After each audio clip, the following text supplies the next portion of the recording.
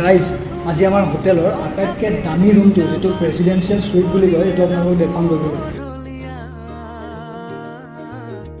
তুমি নহলে এই চহৰত নুফুলে বগেন ভিলিয়া, তুমি নহলে এই চহৰত নুফুলে বগেন ভিলিয়া, নুফুলে বগেন ভিলিয়া।